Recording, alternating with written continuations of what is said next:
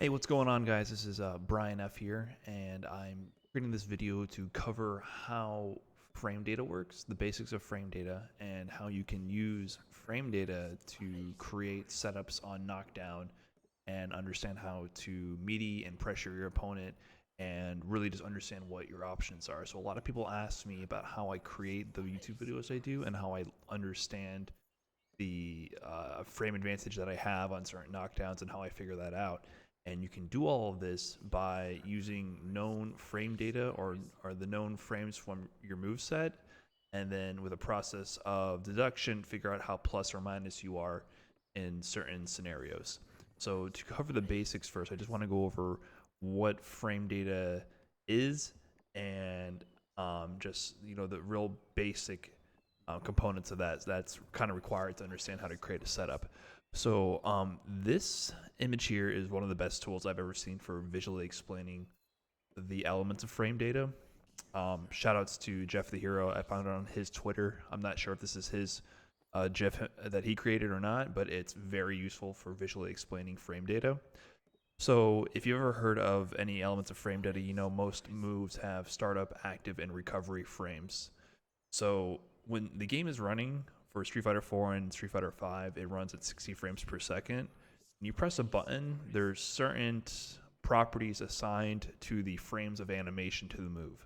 So for each frame, when after you press any kind of button, there's a certain property such as startup, active, or recovery.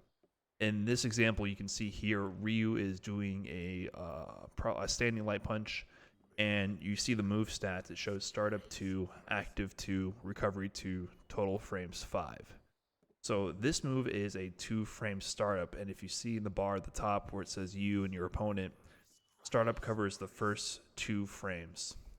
And as the slider moves along, you see on the second frame the red active hitbox appears.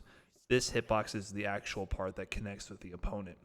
Now in Street Fighter 4 and 5, there aren't any 2-frame normals. Everything is 3 frames, so you wouldn't see a normal startup this quickly. But the same mechanics still apply. So for startup frames, the last startup frame and the first active frame actually overlap.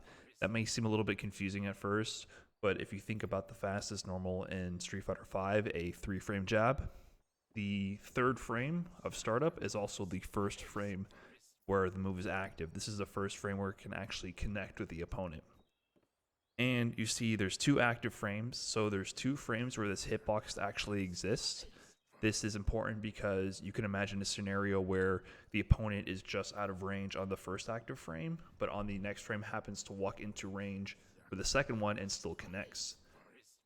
The more active frames a move has, the longer it exists on screen to connect with the opponent. And then the recovery frames are pretty self-explanatory. These are the frames where the hitbox is no longer existing, but you're still committed to the move. No matter what you input during the recovery, you can't really do anything. This is what allows whiff punishes to happen. You whiff the move, it doesn't touch the opponent, and even though you're holding back to block, they press a button, it hits you during your recovery frames, you get whiff punished. So you can see on the bottom what the opponent is experiencing. He is hit with the first active frame of this move and gets put into a state called hit stun. So this is what allows combos to happen. You see how it says in the move stats advantage +4, +5 on late hit. No matter when this move connects with the opponent, if the move connects, it inflicts 7 frames of hit stun. So in this scenario, you can see that it hits on the first active frame, Ryu recovers on frame 5, and then there's 4 frames remaining where the opponent is stuck in hit stun. He can't block, he can't do anything. He's stuck there and open for another hit. So if, in this case, if Ryu was close enough and did a move that had startup of 4 frames or less, it would actually combo. During these 4 frames, the opponent can't block. He does his jab, connects, 4 frames of hit stun available after the move recovers. He can do a move fast enough to keep comboing. If this move had less frame advantage on hit, for instance, if it ended on frame 4, the hit stun, because there was 2 frames of recovery, even though this move starts up in 2 frames, it wouldn't be able to combo in time. So this is how you can determine if things are comboable. This is +4 on hit. If you have a move that's 4 frames startup or less, it will combo. But what's also interesting is the active frames here. So no matter when the move comes into contact with the opponent, it will always do the same amount of hit stun. So I don't have the example to show here, but imagine that this move connected on the second active frame, not the first one like we see here. You would have to move the opponent's hit stun slider over one, and then instead of being +4 in hit, where it goes into hit stun on the frame 3 of the of your jab, he would go into hit stun on frame 4 of your jab. So relatively, you'll recover sooner. You go through the same amount of recovery no matter when the move connects, but they also go through the same amount of hit stun no matter when the move connects. So you would move the slider over one, and instead of being +4 on hit, you would actually be +5 on hit. This is what makes new combo possibilities happen for moves with a lot of frame advantage or moves with a lot of active frames. If you have 3 active frames on a move, if you're normally +3 on hit, you could also be +4 or +5 on hit, depending on which active frame it landed on. So knowing that, you can create new combos, and you can set up new frame traps even. It just changes the way the moves interact with each other. So knowing how frames work, you can sort of set up ways to meet your opponent safely or even create new combo possibilities. So I just wanted to go over the basics of frame data like that. And we can use this knowledge to, for instance, set up a meaty after a sweep knockdown, a real basic meaty. So before doing that, what you need to have, you gotta have some tools to do this. I like to use Frame Assistant tool. It's an app on Android and iOS that shows all the frame data for Street Fighter V characters. You can use whatever source you want for frame data, just make sure it's up to date and accurate. So what I'm going to do is I'm going to demonstrate how I develop some kind of knockdown setup to be able to safely pressure an opponent.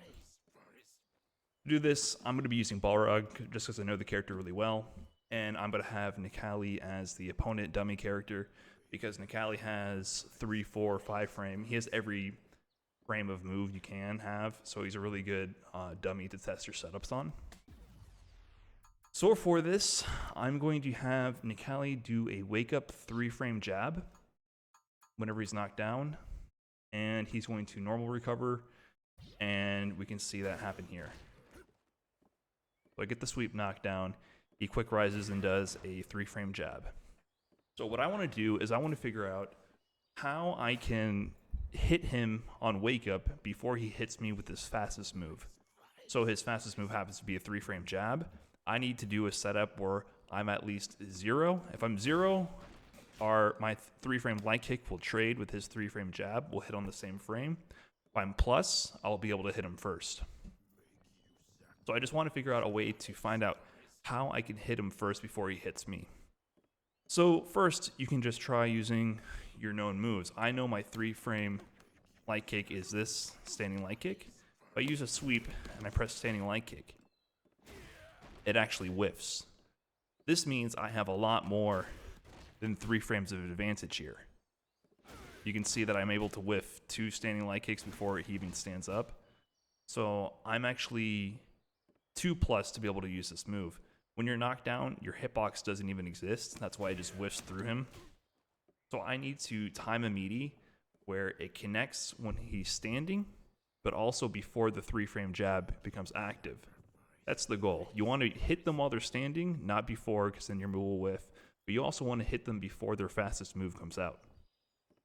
So I can try a slower button. I have my 4-frame standing light punch. Same deal. It's too fast. I have too much frame advantage here and it's whiffing.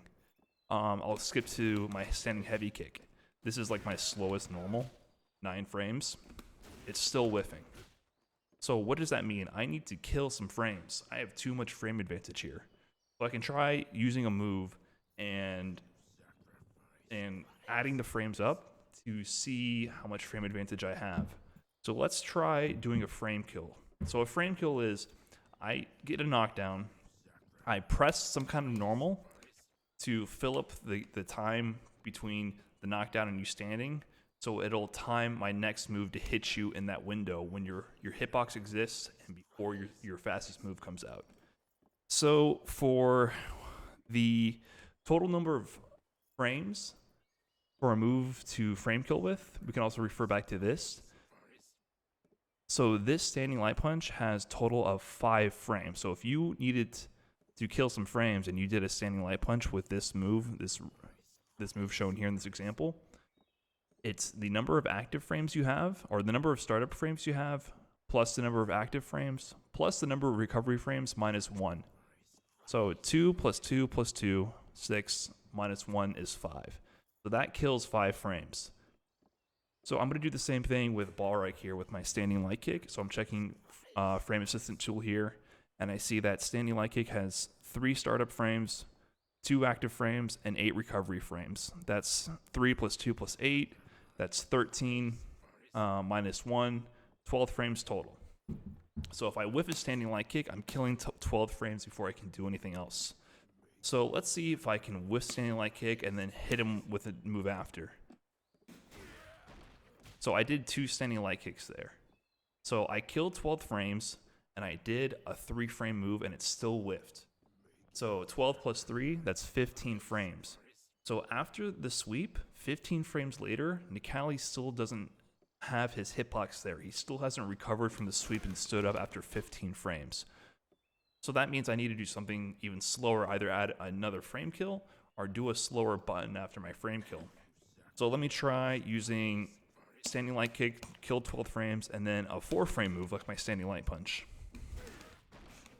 It still whiffs. So 12 plus 4, 16. I'm more than plus 16 on this knockdown. There we go. And now I tried my 9-frame move, and it connected. So that means after 12 plus 9, I was able to hit plus 21. Now we don't know exactly how plus or minus we are, because remember, there's a window. There's a window where I can hit the opponent before they hit me. There's frame 1 when they're standing, then frame 3 when the 3-frame jab comes out. So I could be plus 21 or plus 24 here. We don't really know exactly, but we have a better idea of how plus we are in this setup. So how can we figure out exactly how plus or minus we are? We can try using a slower move, or a faster move in this case. So I hit him with standing heavy kick here, which is a 9-frame. I can try using my sweep, which is an 8-frame move. I messed that one up, hold on. So sweep connected. Now sweep is 8 frames, but also has 2 active frames. So on frame 8 or 9, I'm hitting him. So 12 plus 8 is 20, and so I'm either hitting him on frame 20 or 21. We're still not sure, because sweep has 2 active frames. We can also try our 7-frame move, crouching medium kick.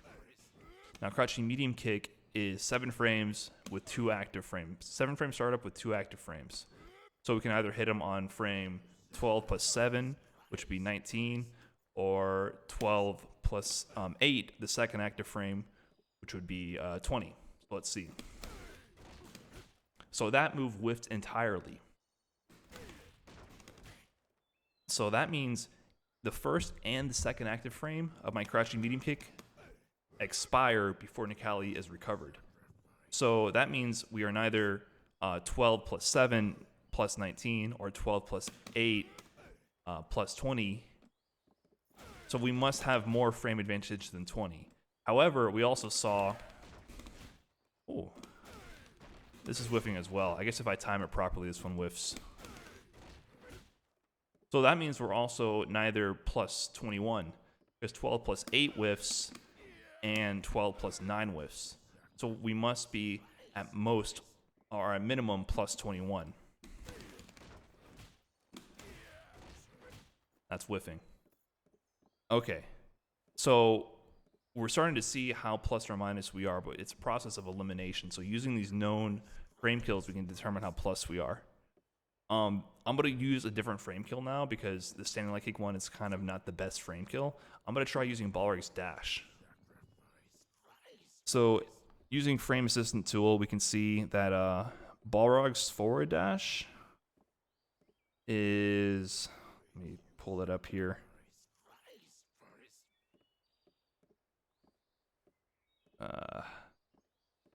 Don't think I see it. I think it's Balrog stats, and his forward dash is 17 frames. So this kills 17 frames. I'm able to block, so we already established that we're at least plus 21, but here I'm doing a 17 frame move and I'm able to block, so we know we're more than plus 17. So now we know we're at least plus 21, and we're doing a 17 frame kill. If I do a move that ends on frame 5, 17 plus 5, it should whiff. So Standing Light Punch is 4 frame startup with 2 active frames. So it's either going to connect on frame 4 or 5.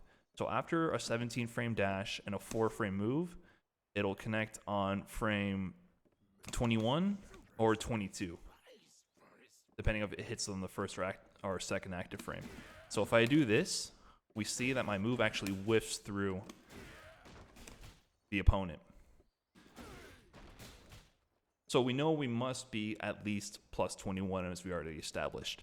Because the second active frame would connect on frame 21. Or 22, excuse me. So we need something that hits later. So why don't we try Crouching Light Punch? Now, Crouching Light Punch is also a 4 frame startup, but has 3 active frames rather than 2. So it has 1 frame later. It will hit a frame later than Standing Light Punch will. So let's see here. That move connects. And we know it's not hitting on the first or second active frame because Standing Light Punch whiffs. So this means we're hitting Nikali on the first frame where he's able to get hit, the first standing frame. We know this is as meaty as possible. So what can we do with that? Now that we know that Crouching Light Punch will hit really late, we can see how much frame advantage we have. So we're doing a 17 frame dash, a 4 frame crouching jab that's hitting on the third active frame. It's not hitting on frame 4, 5, it's hitting on frame 6. So that means 17 plus 6, we are plus 23. Or it's hitting on the 23rd frame, which means we're actually plus 22 on this sweep. So after this sweep, there's 22 frames where Nikali is not able to be hit, and then the first frame where his hitbox exists and he's able to press jab. So we're plus 22, and we hit him on frame 23 with the last active frame of this jab. Now, what does that mean in terms of combo potential or setups? Now, remember what I said about the active frames of a move. If you hit on later active frames, you get more frame advantage from a hit. Now, I'm going to go ahead and turn off the wake up options to show this. Normally, after the Crouching Light Punch, you're only plus 4 on hit, which means on a regular non-counter hit Crouching Light Punch, I can combo jab to jab. However, if it hits on a later active frame, if it hit on its second active frame, instead of being plus 4, it would actually be plus 5. And if it hits on its third and final active frame, instead of being plus 4, it'll actually be plus 6. So knowing that we're hitting him on the last active frame, we should be able to combo a 6 frame move from this scenario. So let's try the 4 frame combos. Let's try the 5 frame. The 5 frame standing medium punch combos. And now let's try the 6 frame standing medium kick. It combos. And you can see normally these moves don't combo at all. But because we're hitting on those later active frames, we recover relatively faster than the opponent recovers from the hit stun. So now I'm able to do this as a combo. That's normally not a combo option at all. So because we timed it so we're perfectly meaty, we hit on those later active frames, we get more combo possibilities. And we can even take this further. We know that if he wakes up jab here, we get 2 extra frames of advantage on counter hit. So instead of being plus 6 on this meaty jab, we're actually going to be plus 8, which allows me to combo a Crouching Light Punch, meaty counter hit to Crouching Fierce Punch, an 8 frame move, or into sweep, an 8 frame move. So now that I figured out the frame advantage, I can determine all types of new options here. So I know after this dash, I'm actually +5 because I'm hitting on the 6th frame of my jab, which means I can do dash. My 5 frame move will hit on the first active frame of the 5 frame right when he stands up, or the second active frame, excuse me. I can also do dash standing medium kick. It'll hit on the 3rd frame of his recovery. I can do crouching. Excuse me, this would hit on the 2nd frame. And this would hit on the 3rd frame. I'm doing a 7 frame move here. Or crouching fierce punch. The reason crouching fierce punch works is because there's a priority system in Street Fighter V. So because I'm +5 on this dash, I'm hitting him on the 3rd frame with my crouching fierce. Crouching fierce is 8 frames of startup. We're +5. And so once he's recovered, we have 3 more frames before this move will actually become active and hit the opponent. So he's doing a 3-frame jab. I'm doing an 8-frame move, but we're actually connecting on the same frame. And with the Street Fighter V priority system, if a medium move comes in contact with a light move, or a heavy move comes in contact with a medium move, and so on and so forth, the heavier button will have priority over the lighter button. So I'm able to crush counter and hit him with the crouching fierce punch, which is 8 frames. However, I'm only +5. So if I try to do my 9-frame move here, I should actually get jabbed because he's going to hit me a frame before my standing heavy kick comes out. So you see there, I'm getting hit first because I'm only +5 after this dash, and I would hit him on his 4 frame. So if he did actually a 4-frame move on wake up, so this is crushing light kick is 4 frames. Some characters only have 4-frame jabs, so you can do different options on 4-frame characters. If I do a 4-frame move, and I properly do this, 1 second here. Yeah, I will get a crush counter. Because I'm going to hit him on the same frame as that 4-frame crushing light kick. So now that you understand how to figure out how plus or minus you are, you kind of understand what your options are and how to develop setups. And I mean, the sweep one is a pretty basic example of figuring out what you can hit him with after a dash. But the idea is you use known frame data from the moves that you can find in, like, you know, free frame data resources like Frame Assistant tool, and then you can use process of deduction to figure out how plus or minus you are. If you're getting hit by a 3-frame jab on your setup, you're too slow. You're trying to use too many frames to hit them. If your moves are whiffing, you're too fast. You need to either have a longer frame kill. For instance, I went from doing a 12-frame kill with the standing light kick to a 17-frame frame kill with the dash. Or you can use a slower button.